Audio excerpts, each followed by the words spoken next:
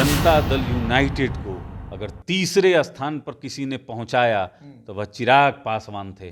Janata Dal United के उपेंद्र कुशवाहा कुढ़नी से दूरी बनाए हुए हैं। कुढ़नी में जो कुशवाहा समाज है वो भारतीय जनता पार्टी के पक्ष में है, भूमिहार समाज है वो भारतीय जनता पार्टी के पक्ष में है। मोकामा में देखा है चिराग पासवान रोड शो करते हैं, बेशक भीड़ होती है, बोनट पर चढ़कर हाथ हिला देने, लेकिन बोनट पर चढ़ के हाथ हिला देने से वोट ट्रांसफर हुआ क्या? नहीं हुआ। बोनट पे हाथ हिलाने से वोट ट्रांसफर नहीं होता है तो अपना बहिया को पूरा उठाने से, ऊपर बार बार उठाने से वोट ट्रांसफर हो जाता है। चिराग पासवान ने यह कह दिया सार्वजनिक रूप से कि एनडीए का जो प्रत्याशी होगा उसी को वोट देना है और विधानसभा में पहुंचाना है। माननीय प्रधानमंत्री जी का जो किया हुआ काम है, केंद्र सरकार के द्वारा जो बिहार में विकास किया हुआ है वो सारे गिनवाए जा रहे हैं। वहीं माननीय मुख्यमंत्री जी हों या उप मुख्यमंत्री हों, इनके पास कहने को कुछ नहीं है। साथ में दिखेंगे एक मंच पर जरूर, लेकिन कहने को कुछ नहीं है। समझिए कि पासवान समाज चिराग पासवान की बात को कितना रखता है। लोग ही मानते हैं कि चिराग पासवान का मोकामा में और गोपालगंज में बहुत जलवा दिखा। गोपालगंज में जो हारी हुई सीट थी भारतीय जनता पार्टी की, वह चिराग पासवान के वजह से जीत गई। उसी प्रकार से कुढ़नी में भी आप देखिएगा कि चिराग पासवान जी का जो जलवा है वह काफी शानदार रहेगा। इतना मतलब स्टीमर जोर से टकरा गया था कि पेट में चोट लग गया। कोई बोला नहीं था दिखाने के लिए, लेकिन माननीय मुख्यमंत्री जी कुर्ता उठा के दिखाए, बैंडेज लगा हुआ था, लेकिन हकीकत उससे कुछ अलग है। तो चिराग पासवान बिहार की राजनीति में आज के समय में सबसे बड़े यूथ लीडर हैं, लेकिन वर्तमान में चिराग पासवान को इग्नोर करके कोई भी गठबंधन चल नहीं सकता है। इस सरकार में तो कहीं से कोई सुनने को तैयार नहीं है, बात करने को तैयार नहीं है। कुढ़नी उपचुनाव को लेकर तमाम राजनीतिक दलों के अंदर जो है मंथन जारी है, समीकरण के लिहाज से किसको उतारा जाए ताकि वोट जो है वो ट्रांसफर हो। लड़ाई एनडीए वर्सेस महागठबंधन का है, महागठबंधन वर्सेस एनडीए का है। इन तमाम मुद्दों पर खासतौर पे चिराग पासवान की क्या भूमिका होगी, 25 में क्या होगा, बड़े और छोटे भाई के बीच मुकाबला कैसा होगा, इन तमाम मुद्दों बातचीत होगी। मेरे साथ लोजपा रामविलास के पूर्व प्रवक्ता बड़ी मुखरता से अपनी बातों को रखते हैं, बेबाकी से रखते हैं, चंदन सिंह, पहचानते जरूर होंगे। कुढ़नी को कैसे देखते हैं? मोकामा में तो बहुत जलवा दिखा नहीं चिराग पासवान का, गोपालगंज में तो बहुत दिखा नहीं, ऐसा लोग मानते हैं, तो कुढ़नी में दिखेगा? लोग ही मानते हैं कि चिराग पासवान का मोकामा में और गोपालगंज में बहुत जलवा दिखा। मोकामा में एक विहंगम रोड शो हुआ जिसके कारण जीत की जो मार्जिन थी बिरजू जी, वह आधे से भी कम रह गई। जबकि अनंत सिंह जी का जो इतिहास है वह 40,000 के ऊपर जीत की मार्जिन रहती थी, आधे से भी कम हो गई। और गोपालगंज में जो हारी हुई सीट थी भारतीय जनता पार्टी की, वह चिराग पासवान के वजह से जीत गई। तो उसी प्रकार से कुढ़नी में भी आप देखिएगा कि चिराग पासवान जी का जो जलवा है वह काफी शानदार रहेगा। और वहां पर तो बिरजू जी 16 प्रत्याशी खड़े हैं, कुछ पार्टी से हैं, कुछ निर्दलीय हैं, कुछ जिला पार्षद बी टीम भी है, कुछ बी टीम भी है, लेकिन पासवान समाज से एक भी प्रत्याशी खड़ा नहीं है। आप जानते हैं क्यों? क्योंकि जब चिराग पासवान ने यह कह दिया सार्वजनिक रूप से कि एनडीए का जो प्रत्याशी होगा उसी को वोट देना है और विधानसभा में पहुंचाना है, तब समझिए कि पासवान समाज चिराग पासवान की बात को कितना रखता है। और एक भी प्रत्याशी पासवान समाज से नहीं है, एक एक वोट बिरजू जी जो है वह एनडीए के खाते में। मोकामा में देखा है चिराग पासवान रोड शो करते हैं, बेशक भीड़ होती है, बोनट पर चढ़कर हाथ हिला देने, लेकिन बोनट पर चढ़ के हाथ हिला देने से वोट ट्रांसफर हुआ क्या? नहीं हुआ। बोनट पे हाथ हिलाने से वोट ट्रांसफर नहीं होता है तो अपना बहिया को पूरा उठाने से, ऊपर बार बार उठाने से वोट ट्रांसफर हो जाता है। गोपालगंज देख लीजिए ना भाई, जीत का गोपालगंज मार्जिन क्या रहा। और मोकामा आप नहीं देखिएगा, हम गोपालगंज देखे, आप मोकामा नहीं देखिएगा। अरे आप भी तो देखिएगा कि आधे से भी कम रह गया और जीत होता है। ठीक है, गोपालगंज में भारतीय जनता पार्टी जीती और मोकामा में अनंत सिंह जी की जीत हुई। अनंत सिंह जी की जीत हुई। तो वैसे देखिएगा तो एक तरफ अकेले तेजस्वी यादव थे, नीतीश कुमार भी उनके साथ नहीं थे चुनाव प्रचार में, एक तरफ तमाम धुरंधर चिराग पासवान। इतना मतलब स्टीमर जोर से टकरा गया था कि पेट में चोट लग गया। कोई बोला नहीं था दिखाने के लिए, लेकिन माननीय मुख्यमंत्री जी कुर्ता उठा के दिखाए, बैंडेज लगा हुआ था, लेकिन हकीकत उससे कुछ अलग है। गोपालगंज में चुनाव प्रचार के लिए अगर जाते तो दबाव इन पर बनता कि मुकामा भी जाइए। अनंत सिंह जी से क्या संबंध माननीय मुख्यमंत्री जी का है, यह किसी से छिपा हुआ नहीं है। जनता दल यूनाइटेड के राष्ट्रीय अध्यक्ष ललन सिंह जी, होम्योपैथिक दवा का ना असर था कि अनंत सिंह जी आज जेल में हैं। प्रचार में तो गए थे, इनको विरोध का सामना करना पड़ा। वहां पर विरोध का सामना इनको डोर टू डोर घूम रहे थे महाराज, अब कहाँ थे? हाँ, घूम रहे थे, तो जहां जा रहे थे वहां इनका विरोध हो रहा था और वही भूमिहार समाज के लोग इनके विरोध कर रहे थे, क्योंकि इनका जो होम्योपैथिक दवा है वह ओवरडोज कर गया था। तो चिराग पासवान बिहार की राजनीति में आज के समय में सबसे बड़े यूथ लीडर हैं। हर एक समाज में इनको स्वीकार किया जाता है। बोलते बहुत शार्प हैं, बिहार फर्स्ट और बिहारी फर्स्ट का विजन रखते हैं। एक बेहतर बिहार चाहते हैं। बिरजू जी हैं एक युवा नेता जो बिहार में विपक्ष के नेता थे, अभी उप मुख्यमंत्री हैं। आपने देखा कि किस तरीके से गांधी मैदान में नियुक्ति पत्र बांट रहे थे एक इवेंट करके। आप सारे लोग अपने अपने चैनल पे दिखाए हैं जो पहले से सरकारी नौकरी में थे, उनको किस तरीके से दबाव डालकर नियुक्ति पत्र दिया गया। तो ये सब चीज तो हो रहा है। और क्या हो रहा है? अपराध बिहार में बढ़ा हुआ है। आए दिन हत्या, लूट, बैंक डकैती, अपहरण, छिनतई, क्या क्या नहीं हो रहा है। चिराग पासवान का इतना गुणगान कर रहे हैं आप, आपको लगता है चिराग पासवान की जो इमेज बनी है इन दिनों वो वोट कटवा की बनी है, नीतीश विरोध की बनी है, जेडीयू विरोध की बनी है? कैसे? वो जीतने के लिए कहाँ लड़े? जब आपको हम पहले नंबर से तीसरे नंबर पे पहुंचा दिए तो वोट कटवा कैसे? जीतने के लिए कहाँ लड़े? वो तो हराने के, तो खुलेआम बोल रहे हैं कि हमको जेडीयू की हार चाहिए। जेडीयू खुशी उसी में है कि जेडीयू 3 नंबर की हो गई। देखिए, जनता दल यूनाइटेड को अगर तीसरे स्थान पर किसी ने पहुंचाया तो वह चिराग पासवान थे। और आपको याद होगा कि इसमें एक सीट लोक जनशक्ति पार्टी रामविलास जीती थी, उसको भी माननीय मुख्यमंत्री जी तोड़ने का काम किया। पार्टी को कैसे तोड़े ये किसी से छिपा हुआ नहीं है। सांसदों को कैसे तोड़े? अपनी कमजोरी भी तो बताइए, आखिर क्यों नहीं रख पाए विधायक को? कई बार पार्टी आपकी टूटी है, पूर्व की जो देखिए, जब किसी चीज का स्वार्थ हो जाए, पार्टी ने तो आपको सिंबल दिया, आपको लड़ाया, जिताया, सदन पहुंचाने का काम किया, लेकिन जब व्यक्तिगत स्वार्थ में आप गठबंधन बदल लेते हैं तो जनता सब जानती है। मटिहानी की जनता भी इसका जवाब देगी सही समय में। 2025 में इसका जवाब देगी। लेकिन वर्तमान में चिराग पासवान को इग्नोर करके कोई भी गठबंधन चल नहीं सकता है।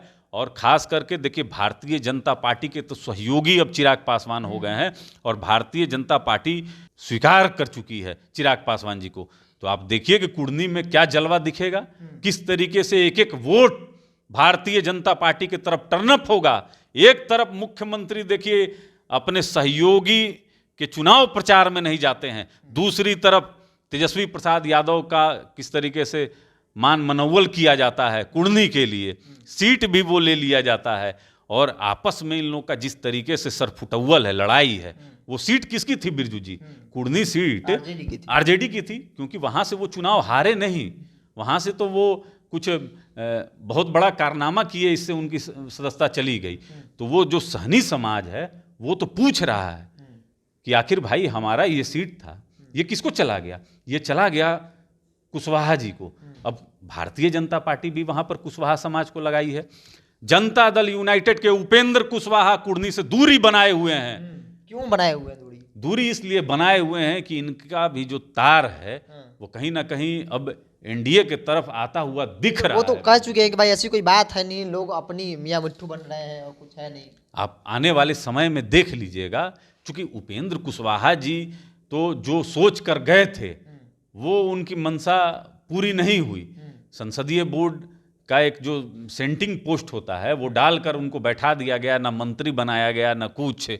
तो अब तो उपेंद्र कुशवाहा जी को हमको लगता है कि जनता दल यूनाइटेड में सफोकेशन हो रहा है। वो किसी भी समय उस गठबंधन से बाहर निकल सकते हैं।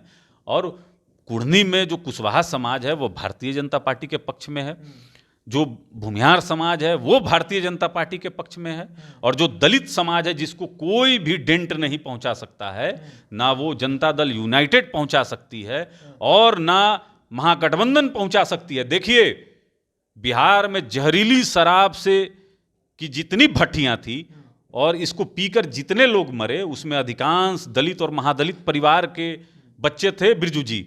और बिहार के जेलों में 3.5 लाख अगर लोग बंद थे तो उसमें अधिकांश दलित और महादलित के बच्चे थे। तो दलित समाज में एक गुस्सा और आक्रोश माननीय मुख्यमंत्री जी के लिए तो है ही, और इस महागठबंधन के लिए है। क्योंकि बिहार में बेरोजगारों के साथ जो व्यवहार ये गठबंधन कर रहा है, आज भी प्रदर्शन देखिए अभ्यर्थियों का चल रहा है। ये भर्तियों का प्रदर्शन पिछली सरकार में भी चल रही थी, उस वक्त भी चल रही थी। जी बिल्कुल, लेकिन इस सरकार में तो कहीं से कोई सुनने को तैयार नहीं है, बात करने को तैयार नहीं है। यहाँ तो आप समझ लीजिए कि हम तो अभी आप ही के चैनल पे देखे कि किस तरीके से जदयू के राष्ट्रीय अध्यक्ष एक चैनल के लोगों को किस तरीके से हटवा रहे थे, फेंक रहे थे। तो ये तो बहुत गंभीर विषय है कि महागठबंधन में किस तरीके से सरकार पत्रकारों के साथ भी व्यवहार कर रही है, देश के चौथा खंभा के साथ जो व्यवहार कर रही है, यह अपने आप में आश्चर्यजनक विषय है। इसको तो उठाने की जरूरत है।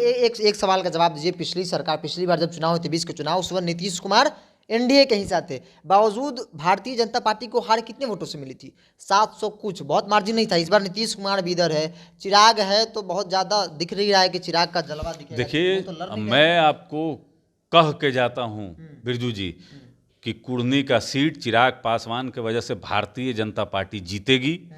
और चिराग पासवान जी का जो कद है और जो बिहार फर्स्ट, बिहारी फर्स्ट जो विजन है, इससे कुर्नी की जनता बिल्कुल संतुष्ट होगी। चूंकि इनके विकास में जो बाधक है वह महागठबंधन के लोग हैं। देखिए, 2010 में लोजपा वहां से 1,500 मतों से हारी थी। 2015 में 11,500 वोट से भारतीय जनता पार्टी जीती थी।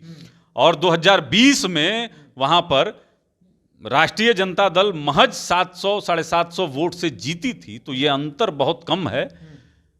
मैं दावे के साथ कहता हूं कि केदार गुप्ता जी वहां पर विजय श्री का पताका एकदम बिल्कुल फहराएंगे। और भारतीय जनता पार्टी बहुत ग्राउंड स्तर पर वहां पर मेहनत कर रही है। माननीय प्रधानमंत्री जी का जो किया हुआ काम है, केंद्र सरकार के द्वारा जो बिहार में विकास किया हुआ है, वह सारे गिनवाए जा रहे हैं। वहीं माननीय मुख्यमंत्री जी हों या उप मुख्यमंत्री हों, इनके पास कहने को कुछ नहीं है। साथ में दिखेंगे एक मंच पर जरूर, लेकिन कहने को कुछ नहीं है। 7 निश्चय है, नियुक्ति पत्र है, क्या 7 निश्चय तो आपका भ्रष्टाचार का पिटारा है। 7 निश्चय आपका भ्रष्टाचार का पिटारा है। और बोलिए, हर घर नल लगा है, इसको कैसे झुठला सकते? कई बार इसमें भ्रष्टाचार के आरोप लगे हैं, जांच भी हुआ है। लेकिन सत्ता में जो लोग बैठे हैं बिरजू जी, वो इसका जिन निकलने नहीं देंगे। वो दिन दूर नहीं है जब इस सत्ता से माननीय मुख्यमंत्री जी हट जाएंगे। उस समय देखिएगा, जिस समय यह सीबीआई जांच करेगी 7 निश्चय और आपके नल जल योजना का, उस समय हमको लगता है कि देश का सबसे बड़ा जो है स्कैम यह साबित होगा। एक ताल ठोक कर एक सवाल का जवाब दीजिएगा। चिराग पासवान क्या 25 में, अभी की बात अभी तो चल रही है, ठीक है, उपचुनाव हो रहे हैं, चिराग क्या करेंगे नहीं करेंगे, 25 में चूंकि चिराग तेजस्वी यादव होंगे, उनके सामने टिक पाएंगे चिराग पासवान? देखिए, चिराग पासवान के आगे तेजस्वी यादव कहीं नहीं ठहरते।